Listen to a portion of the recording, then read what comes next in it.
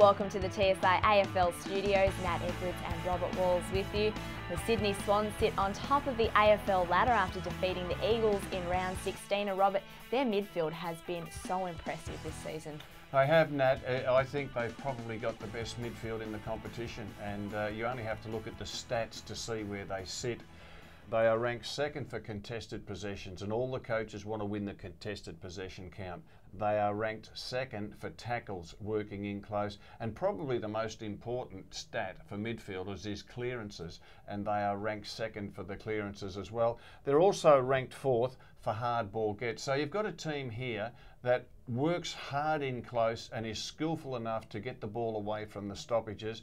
And one of the reasons why they are sitting on top of the ladder is that it is an area of the game that is so important now, and you need players who can excel there. And certainly Josh Kennedy leads the way, but there's quite a few there who can do the job. There are indeed. So let's take a look now at some of those midfield players who have impressed you. Well, you need depth, and one thing that the Sydney Swans have got is depth in the midfield. So they don't rely just on 3 or 4 or 5. You need players floating in and out of that midfield, doing the centre bounces, being able to run up and down the ground.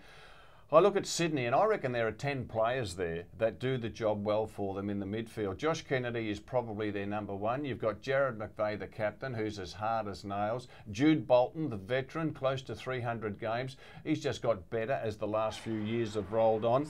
Ryan O'Keefe pretty much started as a half forward, but the last few years has been able to play midfield, has got his fitness right up. And Kieran Jack, he's taken his game to another level.